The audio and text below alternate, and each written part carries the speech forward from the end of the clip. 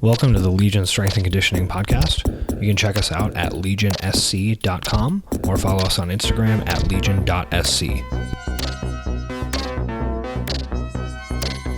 So today we're going to talk about building capacity, building an engine, etc. for different stages of athletic development. So the principles that are going to be effective for beginners are not necessarily the same thing that's going to be effective for an intermediate athlete or an advanced athlete. And something that a lot of people are trying to work on is, improving their capacity in longer workouts, building their engine, getting better at 20-minute workouts.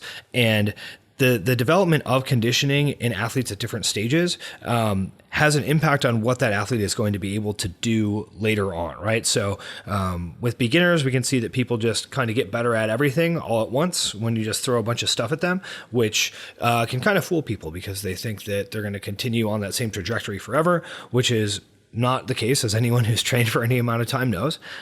You have that initial pace where you're like, wow, I got this much better on rowing this week and I got this much better at squatting this week. So if I just keep this up, I'm going to be the best in the world in like a year and a half. It's pretty cool. It's exciting. But yeah, for beginner athletes, intermediate athletes, and advanced athletes, we have some different recommendations for what actually is the best way to approach building conditioning, especially for longer workouts. So Luke, what are we thinking for beginner folks?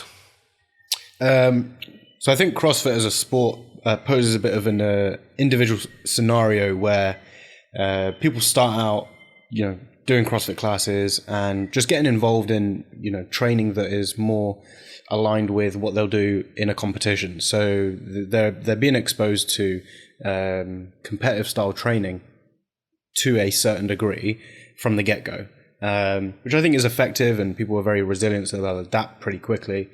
But what you'll end up finding is that will start to plateau at a certain point. And, like you said, Todd, for someone to make long-term progression, they're not going to be able to just train the way they did at the start. Like there's going to be a certain trade-off. And I think that one interesting point around sort of GPP and training in sort of more like peaking scenarios that I think it was Charlie Francis, the sprint coach, he said that beginners will have to go through more stages of GPP style work to build up a base, whereas those people who are more advanced will spend more time doing sort of sport specific sprint work and going through higher intensity based training, because that's what they need to do to maintain those certain training qualities. Whereas if someone wants to build up a long-lasting career, they have to go through this sort of constant process of breaking things down,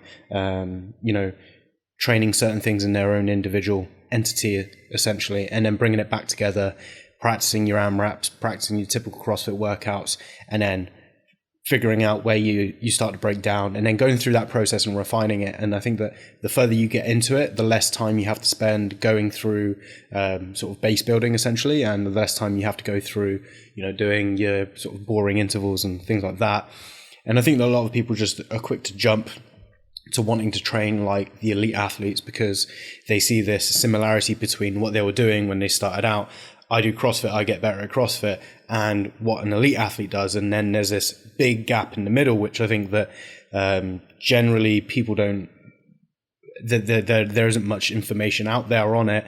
And a lot of people are a little bit misguided in how they view development. So as a beginner athlete, I think it's important to get a grasp for what you're doing. Obviously have constant touches on more sport specific work. That could be going through some more CrossFit style training, a minimum twice a week, just so that you're touching up on that, but then taking some time away in your training, and potentially looking at how, for instance, an elite sports person in a team sport would look at it in terms of, they're going to be going through 2 to 3 intense exposures of their sport, and then the rest of everything is going to be building up on the certain skills and certain capacities that they need to get better at the sport, essentially.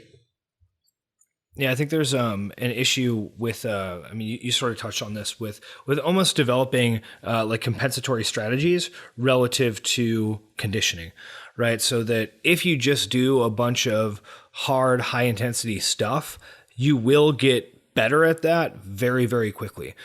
But especially if you haven't actually built up the capacity in terms of like having an aerobic base, like you mentioned, or just the capacity and muscle endurance based upon the number of different types of contractions you have to do across the board for, mixed modal sport, that you can essentially have a pretty high power output capacity on top of like a pretty flimsy base, right? So if we talk about something like a movement pattern, everyone sort of understands that you can get very strong in a lot of different movement patterns, despite having some pretty severe underlying issues, right? That everyone knows the person who can, squat a house, but has no ankle dorsiflexion and, doesn't brace properly and arches their back too much and all that sort of stuff. And that person, would have potentially benefited 4 years ago from going through some proper movement work to learn to squat effectively without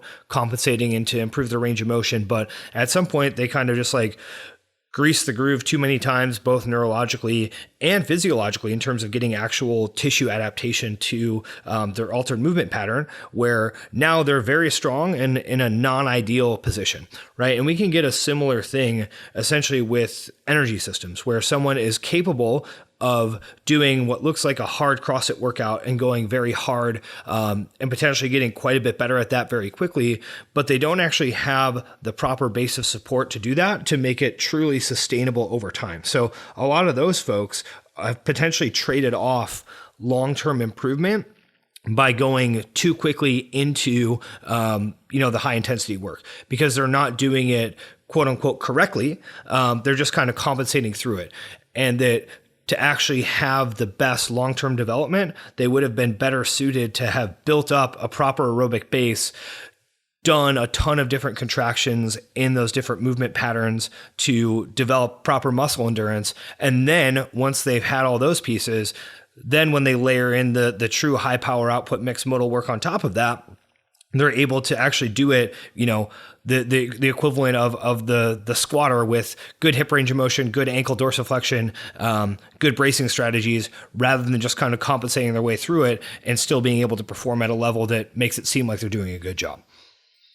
I think you see that a lot in things like gymnastic movements and CrossFit. People jump into that kind of kipping mindset, high volume mindset, without actually working on the proper like sequencing of a movement, or how they're recruiting muscle during the movement. So when I first started doing muscle ups, non-false grip muscle ups weren't a thing. And you did false grip muscle ups and you did them strict, and people did kind of a half kip, but people just didn't kip like they do now. Yeah, it's kids these days.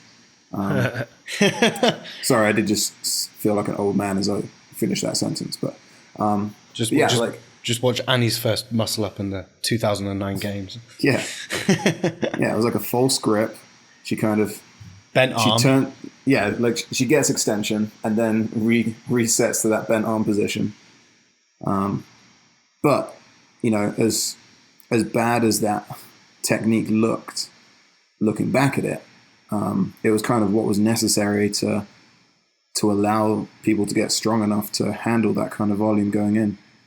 People coming in and doing kipping ring muscle ups in their third time in the gym is going to cause an issue if they haven't built up both the strength behind it and the technique that is kind of a prerequisite to handle volume. Yeah, and I think that like every athlete at some stage goes through, they essentially realize that they skipped steps and that they have to like break it down a little bit. And that's part of training. I think that the sooner that you can sort of get an idea and a feel for understanding how to, make long and continual progress in your training, that's going to be better. But I also do think that there's an element within CrossFit, it is a bit chaotic. Like you do have to have some chaos in training, and you do have to have some exposure to this type of stuff, because you do get those people who, they're very, as you say, Todd, like they're very cerebral and they're very aware of their pacing and things like that. But then when it comes to actually like pushing it, they're not necessarily there because they just get used to sort of coasting through training. So I think that it is always trying to find that balance between it, but you definitely see it like with good movers as well. Like if someone moves fairly well, they sort of almost have a level of efficiency that most other people don't have. And if they're able to, recover from movements fairly quickly, they can break things up, especially in high turnover environments. And I know on the latest post that you've just put up, Todd, you referred to them as muscle endurance all-stars. But that's something that I think people have to consider in their training is, first of all is, do I deserve to be working at the intensity that I am? And if there's constant, the sport essentially is training and it's practice, and it's trying to understand the difference between those two all the time, so that you have a bit of a frame of reference as to how you should approach a training piece, and then you should hit it with that intent of either long-term development or hitting threshold or whatever it is. I think that there's an element too of just like having perspective on what people are going to do or not do, right? Because I mean, everyone knows the stories of like the weightlifting coaches who won't let athletes snatch with a barbell for 2 years, right? It's like, oh yeah, you use the PVC for 2 years until you can master it, and then you get a barbell, right? Or like the discussions from some of the folks in the gymnastics community of like, oh, you don't have the connective tissue strength to do this, so you need to spend 3 years doing only isometric holds before you're even allowed to consider hanging from rings, right? And it's just like some of that stuff is ridiculous and is not going to be, even if that were more effective, which I'm skeptical of, right? I mean, even as someone who's biased more towards, the long-term development and telling people to calm down, I think that stuff is a little bit extreme. But even if that were more effective, people are just not going to do that, right? That does not have the psychological resonance with people to get them to actually do the thing that you want them to do. So I think that it's pretty important to think about some of this stuff almost in the same way, if you were teaching someone to do a double under or learning to do double unders, right? That your first double under is not going to look like the double under of someone who's been doing them effectively for years. And that you may just have to do a pretty sketchy rep to learn to do it, right? It's like just whip your hands as hard as you can, jump, pike your feet, drive your knees up, like stomp on the ground when you land, like who cares? Just get the rope around.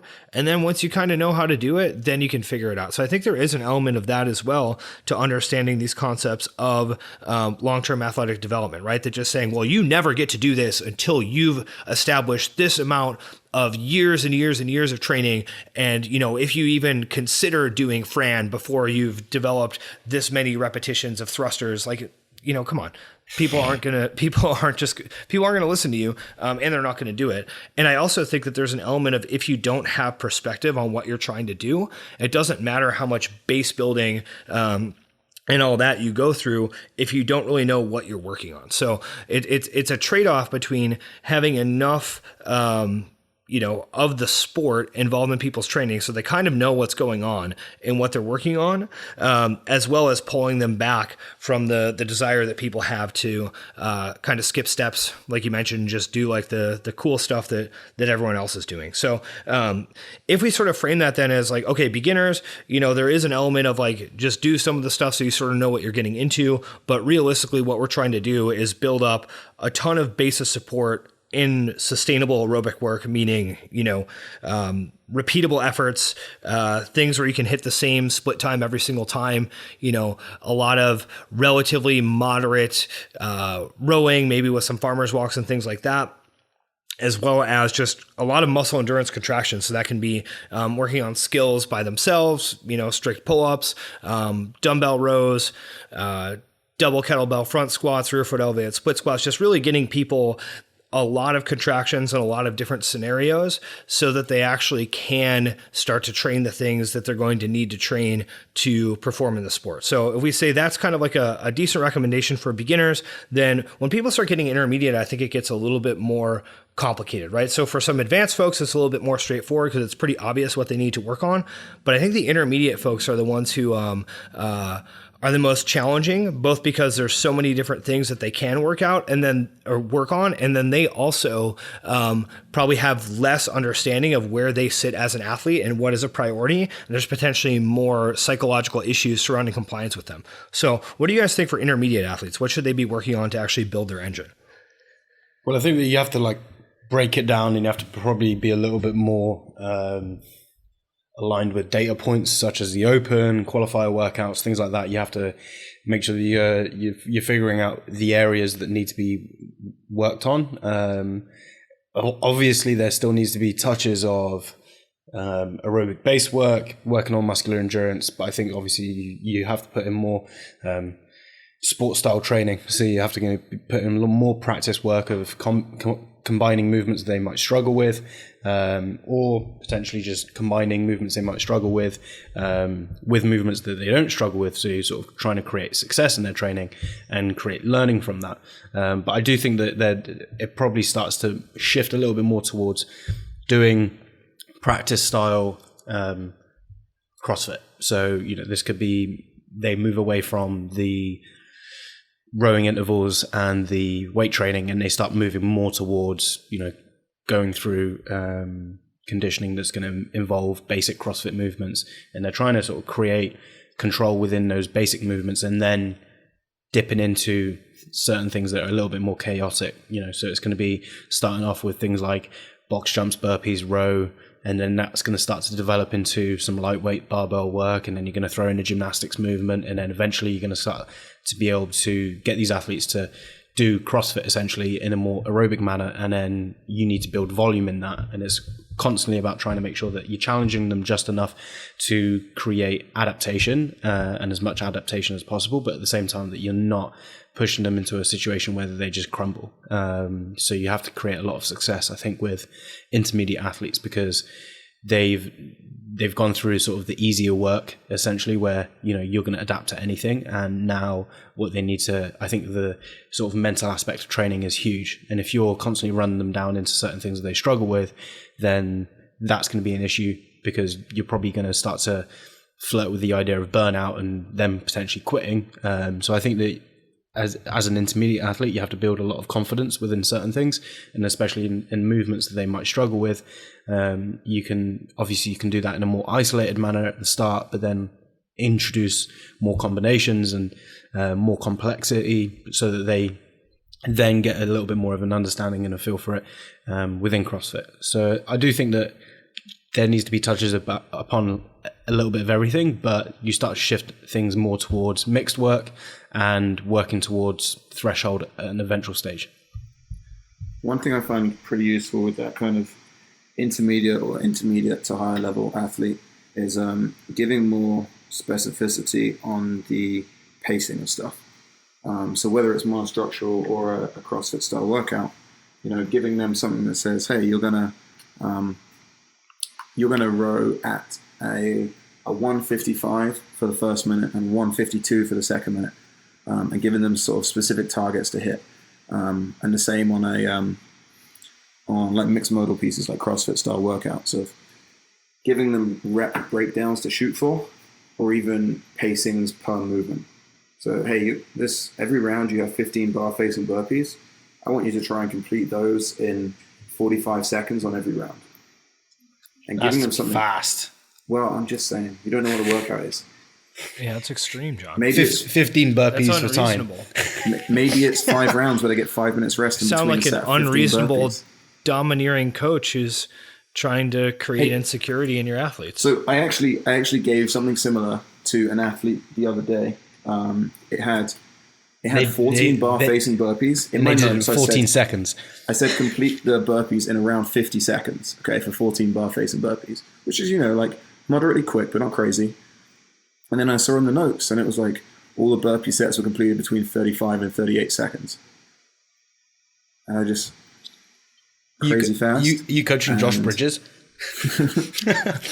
I'm not going to reveal their name. If they're listening to the podcast, they'll know it's them.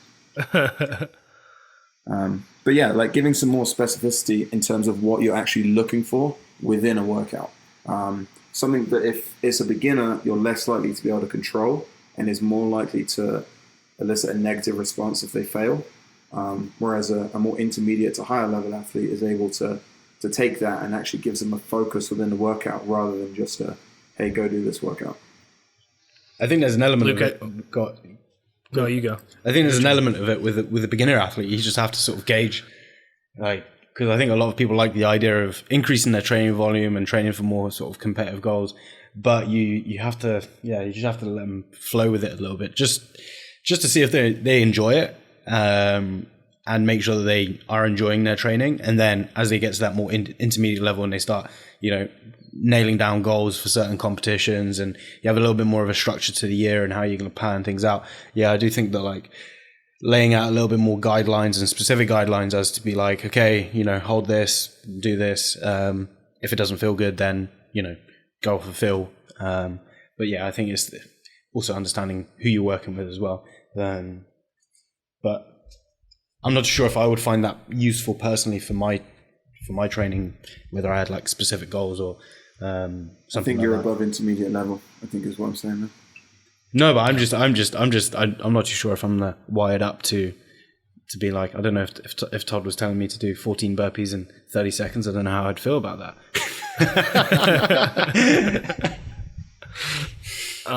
Luke, I was going to circle back to something you said earlier, just about, getting intermediate athletes to do more stuff that kind of looks like CrossFit. And I think that one thing that's pretty interesting about that, because I agree with that, is that you have to start to get people doing more things that look like their sport. But with intermediate athletes, you have to be more careful with how it's prescribed, right? That with advanced athletes, you can often give them a lot of different stuff in a lot of different scenarios, and they'll just do it correctly because they know, to your point, John, right? They know roughly how long things should take in different environments. They know roughly what pace they can hold in different scenarios. They've had enough training that they can just like handle a lot of different kinds of things and recover from it.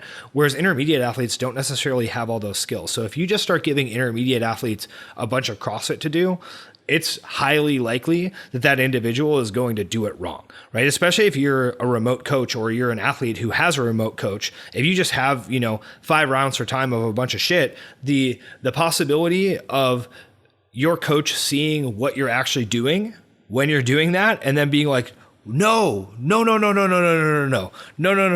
do it that way, right? It's very, very high.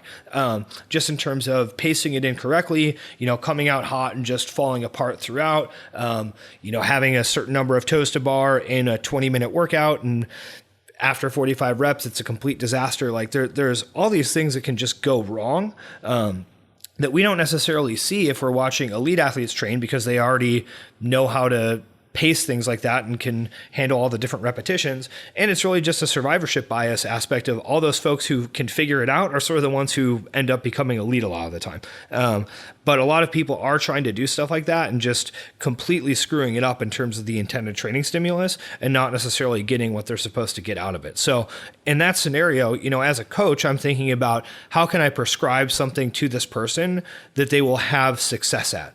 So even though it may look like a typical CrossFit 20-minute AMRAP, I'm thinking about how many repetitions of toes to bar are they going to actually get realistically over these 20 minutes, and is it going to be sustainable for them? And then to John's point, you can maybe be a little bit more prescriptive with what you want pace to be on a cyclical implement, whether you want sets to be unbroken, or maybe give them a fractioning strategy, maybe some recommendation as far as split times, right? Where it's like, okay, you're going to do your first 2 rounds slow, then escalate pace every 2 rounds after that. But all these things are more important for intermediate athletes because they have the ability to kind of do some stuff.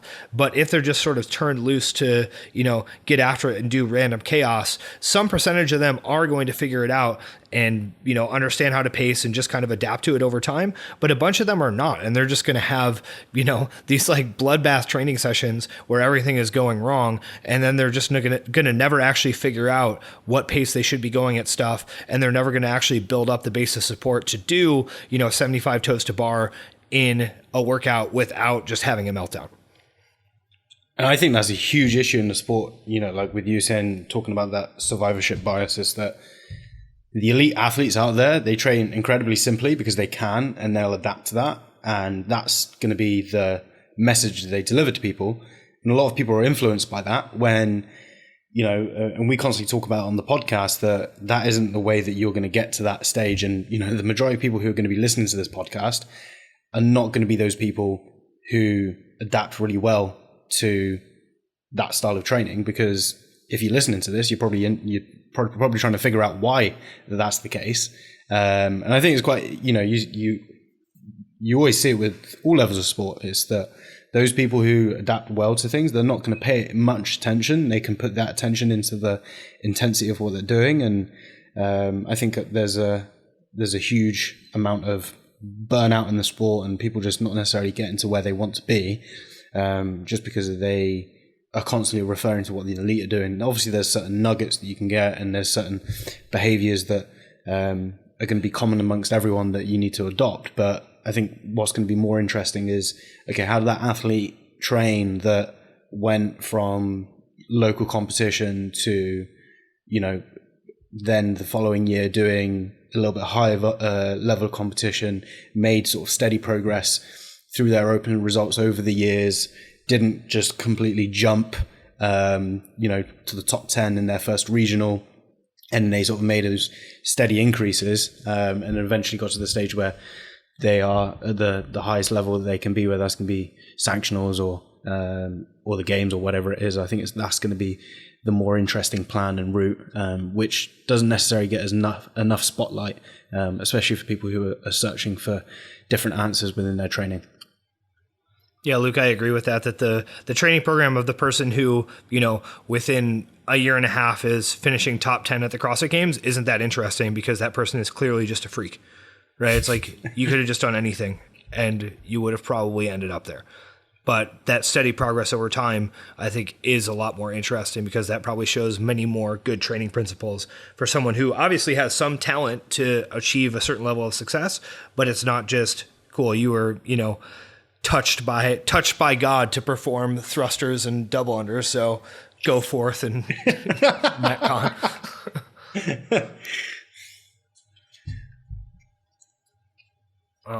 So for advanced athletes, I think that there's more stuff that you can get away with advanced folks, because they often, like I said previously, have the ability to figure out how to do things, and they have a lot of basic support. But for them as well, it becomes much more an issue of figuring out exactly what is important for them, and how to progress it, right? Because for people who are more advanced, meaning not necessarily folks who are trying to qualify for the CrossFit Games, but people who have done the sport for a while and are competing at sanctionals and, can do everything as prescribed, et cetera, that these people often have specific strengths and specific weaknesses, and the training program needs to be designed such that they're able to progress those weaknesses over time, especially in the context of these kinds of longer workouts that we're talking about, right? So, with more advanced athletes, I think we can be a little bit more particular about what types of things they're good at and which types of things they struggle on.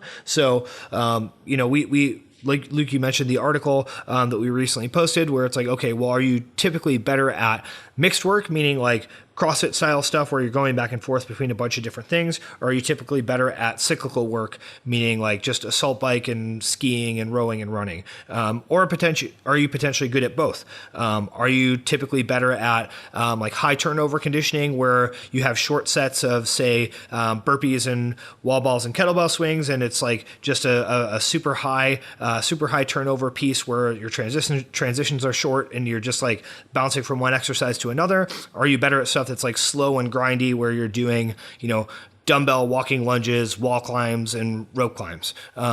Are you better at stuff that requires more lower body muscle endurance? Are you better at stuff that requires more upper body muscle endurance? So there's all these specific categories that we can kind of try to break out, especially in the context of longer workouts, because that will change things. That some people are quite good, on ring muscle ups if it's short sets, but are not as good if they have to do a certain number over 20 minutes. So with advanced athletes, we can be much more granular with what we need to work on, and then try to actually focus in on those pieces, and then help them build sustainable efforts in those specific weaknesses. And I think for those athletes, you really get a chance to break down why they aren't good at something. So with all those examples you gave, if someone let's say that ring muscle ups. Someone is good if you have maybe up to 20 reps in a workout, broken into sets, but maybe they struggle once you get over that 20 mark. With those higher level athletes, you can really break down why they struggle once they get to that point. What's the limiting factor for them? Why are they good up to a certain point with that movement? Which really makes the fixing the problem a little bit easier, because you can, like you said, dial it in a little bit more focused and a little bit more specific in terms of the corrective work or the training around that. Yeah, I think training at that stage becomes a lot more about sharpening the blade, right? So if you're looking at beginner to intermediate level athletes, they can do different types of training and it will have a positive transference over to other forms of training. So they can do, they don't necessarily have to touch X skills per week to get better at them. They're going to make improvement based off of other movements. Whereas as you get to that elite level, you probably have certain things. I hate the term, but I'm going to say it. You have certain things in your wheelhouse that you do well in, and then you are just constantly trying to work on those things that aren't necessarily there for you. Whereas obviously at the intermediate level, and it's the same across all sports and across all training, it's like you can be very general, and then you obviously have to create a lot more specificity later down the road, so that you're making continual gradual increases and all of that good stuff. Yeah, Luke, I think that's a really good point, just about being much more targeted and specific with what you're working on. Which is kind of tricky, I think, simultaneously being able to do much more just like random and chaotic stuff. So I think elite athletes, the training can be a little bit more polarized in terms of, all right, on some days you're just going to do basically anything and everything because it's potentially going to come up in whatever you're attempting to qualify for, or whatever event you're trying to do. And you're already pretty good, so you have the capacity to just do all that stuff and recover from it and potentially get better from it, while also being very specific about, John, like you mentioned, well, it seems like you start to struggle with the catch position on your cleans over a certain weight once you have an element of aerobic fatigue. So let's try to create scenarios where you're doing rowing and bar facing burpees into squat cleans at a weight that we know is like right around where it starts to fall apart. So it's this combination of like being much more granular and specific with what you're trying to work on, as well as having just more stuff that's like, cool, you're just going to do, a 10-minute AMRAP of this, 975 of these things, and then you're going to do a 3K run and just see what happens. Just see what happens. Yeah. I like that. That's good. You should get it on the t-shirt. Just see what happens, or that whole speech? Well, I'm not sure about the whole speech. I don't think it'll fit on the Yeah, that was my concern. We could just get the workout. Could write that workout on a t-shirt. Or just like a really, really fucking hard workout. And just, that would be cool. If you're listening to this and you want to buy a t-shirt, please visit our store at tshirts.com. Brought to you, sponsor code. What's the code, John? You can get 10% off with the code Todd's got a great t-shirt for you, 10. Perfect. Love it. Thanks to all of our sponsors for this podcast. We need to get a sponsor for the podcast. Yeah, we need to have those really annoying 5-minute intros where we talk about products that we don't use and try to boost them. Let me tell you about something that's changed the way I train.